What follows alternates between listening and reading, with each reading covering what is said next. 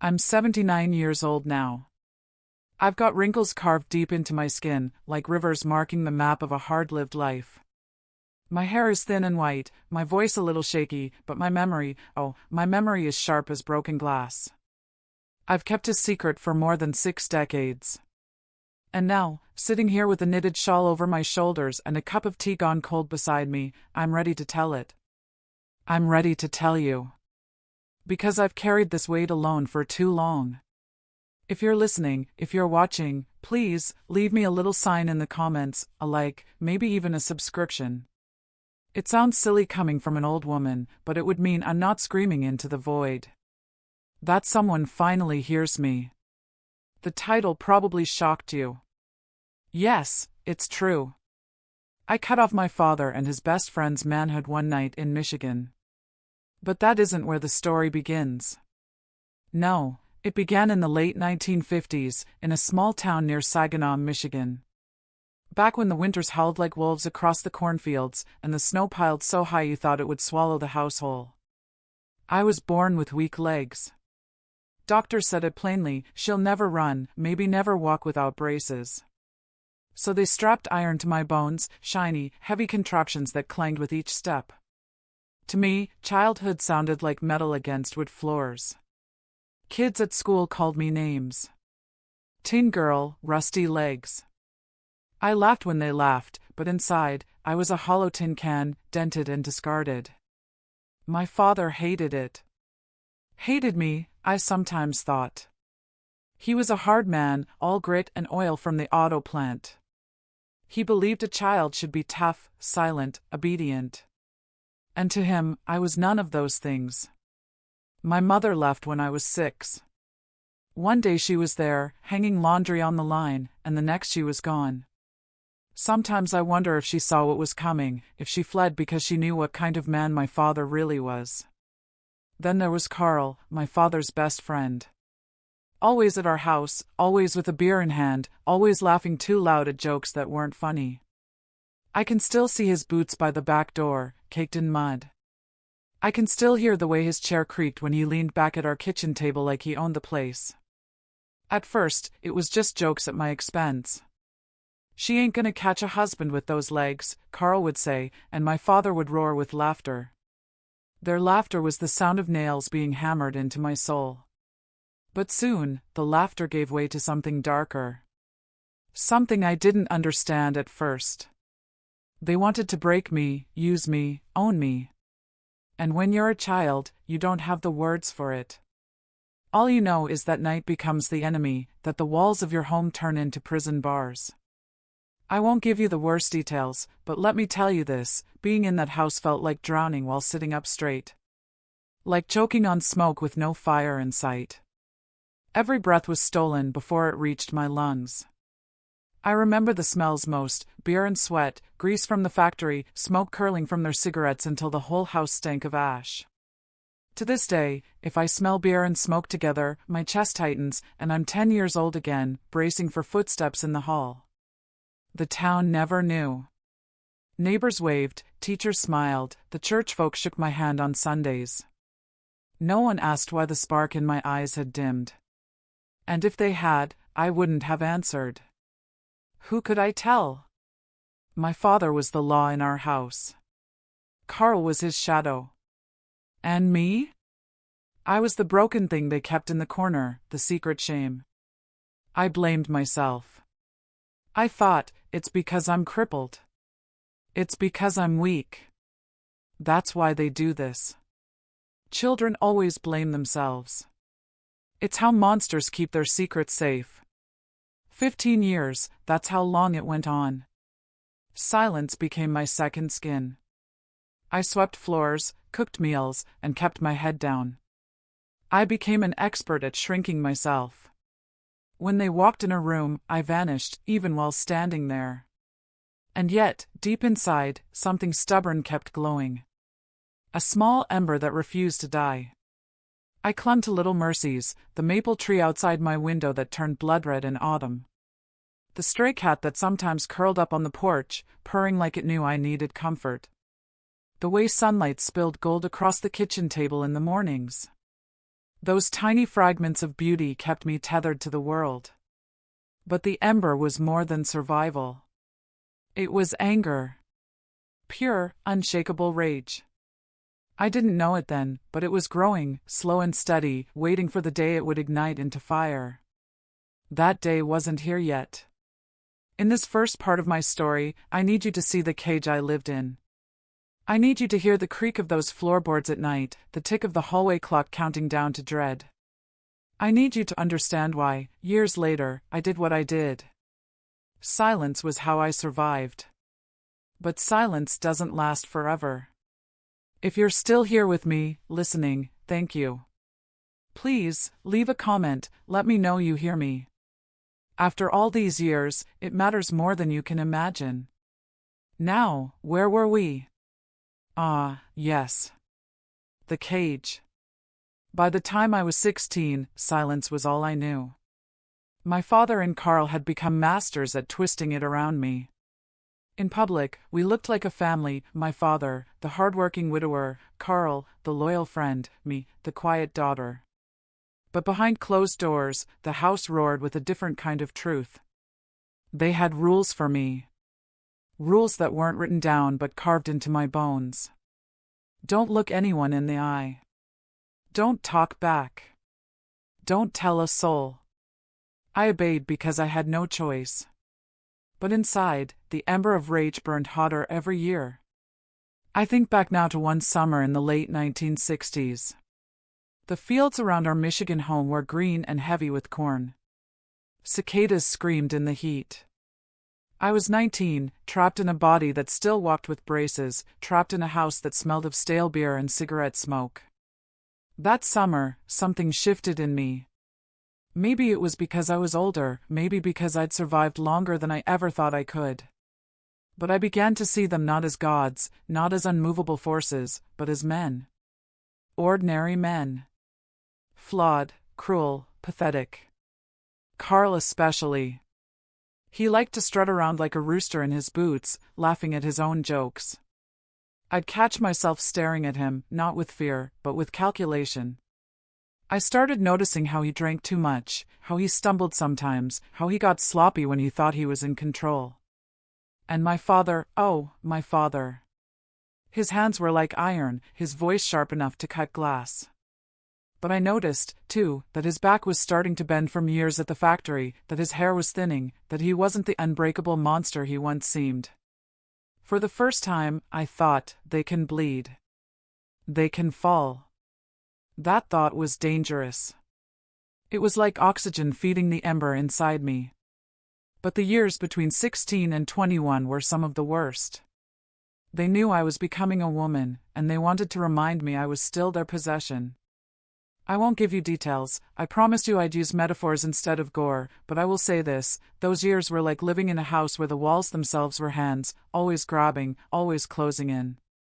There were nights I thought about ending it. I'd stare at the kitchen knives, at the bottles of my father's pills, and wonder if that would be easier than enduring another day. But then the ember inside me would whisper, not yet. Don't let them win. Wait. One memory stands out from that time. I was about 20, washing dishes in the kitchen. My father and Carl were laughing in the living room, beer bottles clinking. The window was open, and outside I could see the maple tree glowing red in the autumn sun. And for just a moment, I imagined a different life. A husband who loved me. Children running in the yard. A home filled with warmth, not fear. The vision hit me so hard I dropped a plate. It shattered on the floor. I stood there, barefoot, staring at the shards, and thought, that's me. Shattered.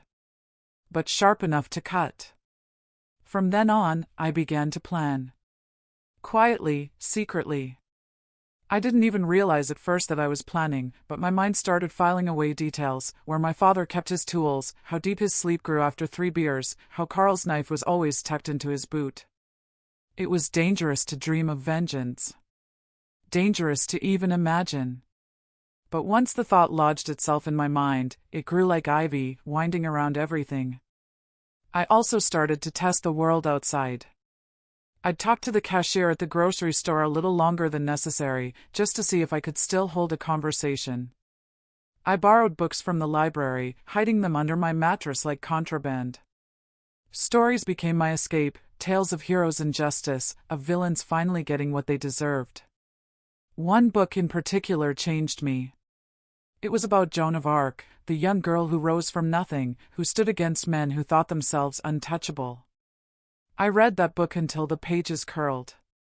If Joan could fight, why couldn't I? Of course, my father noticed the books eventually. He tore one in half right in front of me, his face red with anger. "You don't need stories," he barked. "You need to learn your place." But I didn't forget Joan. I carried her voice inside me like a weapon. By 21, I was no longer the silent girl I had been. On the outside, I still played the role, quiet, obedient, broken. But inside, the fire was burning hotter than ever. And then came the night when everything changed.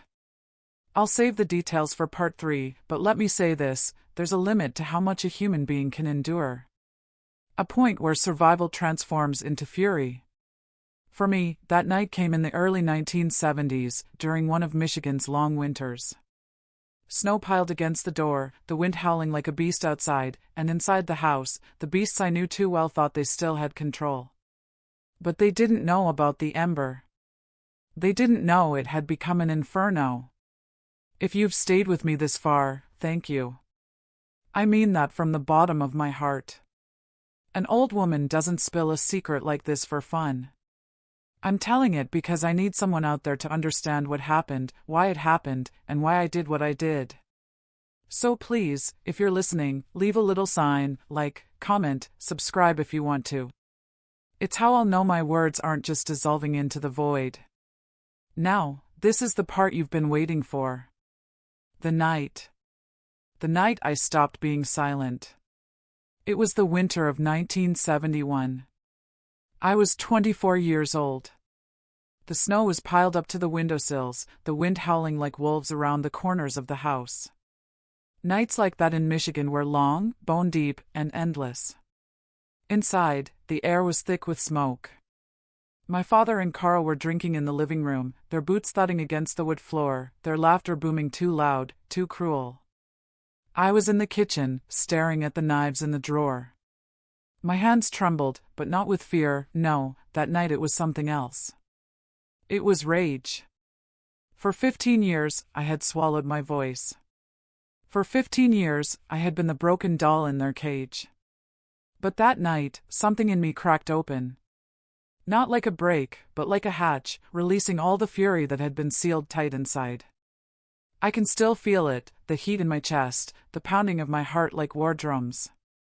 I remember thinking, they don't see me anymore. They see a thing they own. But tonight, they'll see. Carl was the first to stumble into the kitchen, his smile sloppy with drink. "You making us food, tin girl?" he sneered. His laugh rattled against the walls. But I didn't shrink this time. I didn't look down. I looked him in the eye for the first time in years. That must have startled him, because he blinked, confused. That's when my hand closed around the knife. I won't give you gore, but I'll tell you this, rage makes you strong. Stronger than braces, stronger than years of silence. When the blade flashed, it was like lightning in the room. His laughter turned into a scream so sharp it cut through the house like glass shattering. My father burst into the kitchen, his face twisted in rage, but by then I was no longer the child he had beaten down. I was a storm. I was fire. For the first time in my life, I didn't feel weak. I didn't feel trapped. I felt powerful. I felt alive. The house became chaos, shouts, crashes, the smell of blood mingling with the smoke. I can still hear the sound of it all, the way their voices broke into screams, the way the walls themselves seemed to vibrate with the force of my fury. And when it was over, when the storm inside me finally quieted, I stood there in the kitchen, my braces gleaming in the dim light, my hands shaking around the knife. They were no longer laughing. They were no longer in control. I was.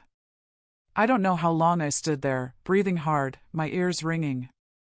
The wind outside wailed, but inside, it was quiet, so quiet I could hear the tick of the old clock in the hallway. Tick. Tock. Tick. Tock. Like nothing had changed. But everything had. I remember walking to the sink, washing my hands slowly, the water running pink. My reflection in the window looked back at me, older, fiercer, alive in a way I had never seen before. That night, I didn't sleep. I sat at the kitchen table until dawn, the maple tree outside coated in ice, glittering like glass. And as the sun rose, I realized something: the ember inside me had done its work. The fire had burned, and I had survived. But survival came with a price. When the law got involved, I was no longer a victim, I was a criminal. A woman who had crossed a line society didn't want crossed. They didn't care about the 15 years of silence, about the scars carved into my soul. All they saw was blood. I'll tell you about that in part 4, the aftermath, the judgment, the years that followed. But let me stay here a moment longer, in that kitchen, on that night. Because for the first time, I felt free. I wasn't a broken girl anymore. I wasn't Tin Girl, or Cripple, or the Quiet One. I was a woman who had reclaimed her body, her voice, her life, even if it was through fire and blood. Do I regret it? That's a question I've carried for 50 years. And I'll answer it in the next part, when I tell you what happened after, and the lessons I've carried into old age. Child, if you've sat through my story from the beginning, you already know what I did that night. My hands shook, my heart rattled like loose glass, but I ended what had been done to me for 15 years. The men who had crushed my spirit and called it love were left broken, and for the first time, they feared me. You'd think that would feel like freedom. But here's the truth they don't write in books: the body can leave a prison long before the soul does. Even after the blood dried and the house was quiet, I still carried them inside me. Their voices were carved into my bones, whispering in the silence, reminding me I would never be enough. The town never spoke of it. Michigan towns in the 1960s had a way of burying ugly truths under gossip and Sunday sermons. 2 men disappeared, and people shrugged. Some said they'd gone north for work. Some whispered darker things. But no one came knocking at my door, and I never offered the truth. I carried that silence for decades. To church, to my wedding, into the cradle when I rocked my first child. I smiled the way women are taught to smile, polite and small, so no one would see the storm underneath. But when I laid down at night, the creak of floorboards still woke me. My chest would tighten, my legs would lock, and I'd be that little girl again, waiting. That's the thing about trauma, child, it doesn't end where the story ends. It keeps walking beside you like a shadow, long and heavy. Sometimes it speaks in nightmares. Sometimes it speaks in the way your hands flinch when someone you love reaches too fast. But listen close, healing is not impossible. I met a man years later, Henry. A good man, patient as an old oak tree. He saw me, not the limp in my step, not the silence in my chest, but me. I didn't believe him at first. How could I? My body had been turned into a battlefield, and I thought love was just another word for hurt. But Henry never asked for what I couldn't give. He brought me wildflowers in a chipped jar. He fixed the door that had never closed right. He held my hand and didn't let go, even when I pulled away. With him, I learned love doesn't demand, it offers. Love doesn't take, it waits. Still, I never told him everything. Not the whole truth. The ghosts were mine to wrestle with. But his presence was a balm, and over the years, the nightmares softened. Not gone, no. They never left completely. But they lost their teeth. And now here I sit, old bones in a rocking chair, speaking into the silence as if you were in this room with me. Maybe you are. Maybe you're listening from across the world, holding your own secrets so tightly they've left marks on your skin. If that's you, hear me, you are not alone. I've carried this truth for over 70 years, child. And I'm tired. Tired of burying it under polite smiles and Sunday dresses. That's why I'm telling you now. Not for pity, but for release. For the young ones who are hurting. For the old ones who never got to speak. If you are listening and carrying wounds of your own, hear me, your story is not over. Even the most broken tree can still bloom in spring.